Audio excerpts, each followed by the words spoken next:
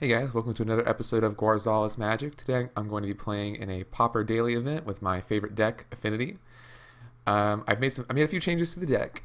First being I've taken out the Flare Husks and I've put in two more Darksteel Citadels. I was finding myself mulliganing a lot of hands just because they didn't have enough mana in them, and I think going to 18 lands is a pretty good call.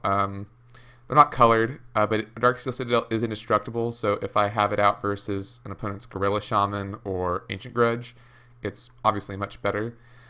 Having some extra mana around a sacked Atog is not necessarily a bad thing.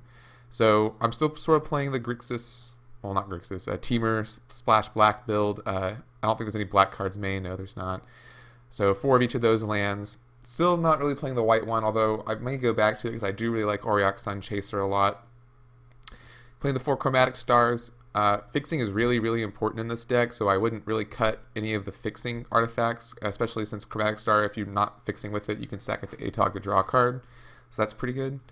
Springleaf Drum is a little worse, I think, without Flare Husk, because you can't turn 1 Husk, turn 2 Drum. Unlike Modern Affinity, there are no 0 drops, so you're almost never using this turn 1, unfortunately. Frogmite is about as close as we get to a 0 drop, but if you go land, Springleaf, pass, you're not playing the Frogmite till the next turn. But that being said, it's still a very useful addition to the deck because the deck needs all the fixing it can get, as it is 3 kind of 4 colors. 4 of Galvanic Blast still. This is one of the best burn spells that we can have. Better than Bolt in our deck. I cut 2 Ichor Wellsprings in favor of 2 more Perilous Researches. I've decided to give Perilous Research a try. I went online to MTG Goldfish, and I feel like everyone, well, almost everyone, is running 4 of them. So I went back up to 4, and I cut 2 of the Wellsprings just as another draw card. So we'll see how that goes. I don't think Wellspring is bad, but when I'm boarding, I almost always cut Perilous Research and Ichor Wellspring, so it's sort of 6 of one, half dozen of another for me in this case as far as my sideboarding goes. So I don't think it's a bad idea. 2 of Prophetic Prisms. And I've seen some people running like Terrarion in addition to Prophetic Prism, but I think Prophetic Prism by itself is fine because Terrarion I don't think draws you a card, even though you can sack it for more mana. So yeah, like I said, 4 Perilous Research. We'll see how that goes. Still playing the 4 of Atog, 2 of Fling package. Atog and Fling can just win the game out of nowhere. If your opponent's tapped out, you have 10 artifacts on the board at least.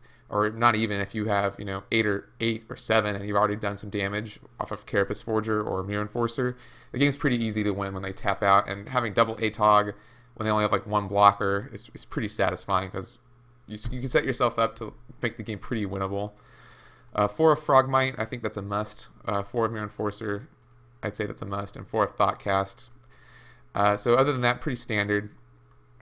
I think the Flare Husk was not so standard. I don't know. We'll see if I put those back in. They seem pretty good. I like them versus Mono Black specifically as they give you something to sacrifice to a turn 2 Chainer's Edict. So, but as for my sideboard plan, I'm playing 2 of Relics. I've been playing against a lot of Reanimator decks or Familiar decks in the tournament practice queues. So I think Relic will serve me well as it disrupts both of those plans. It also can help against Tron because they have that land that lets them get creatures back. 2 of Dispel, mostly for mono black control, also good against Familiar as it blanks their win condition, which is Ghostly Flicker. 2 of Electrickery. I really like Electrickery versus Delver. Well, it's sometimes good against Delver depending on their board state. If they get like Spire Golem and a Flip Delver, it's not good anymore, but it's really, really good against Elves and Goblins and a lot of the 1 toughness creature decks, which there are at least 2 or 3 of in the format, so not a bad card at all.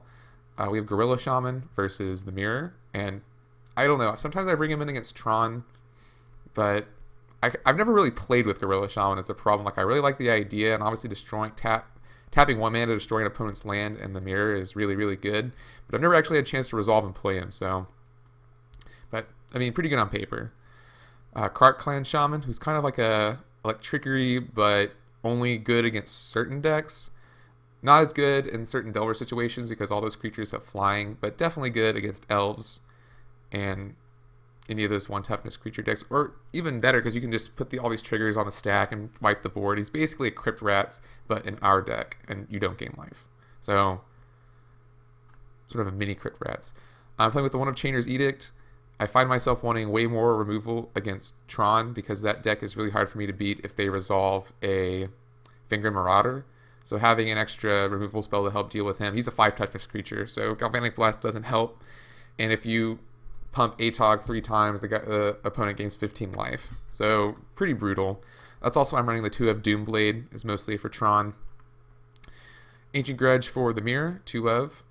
And finally, 2 Aurifluxes. And I saw this in a list online, and I think it's a better solution than what I was playing before, which was Tranquility or Serenity. It was the 2-drop that destroys all auras. I know that there's another one that's a 3-drop sorcery that destroys all enchantments, period. But I like taxing, I think, a little better, although it does give your opponent the choice. But it stays the whole game as opposed to Tranquility or Serenity, where it just happens once. So I do like that aspect about it a lot. All right, so that's my deck for the day. We're going to get into the daily, and I'll see you guys in the games, and hopefully we'll at least go 3-1.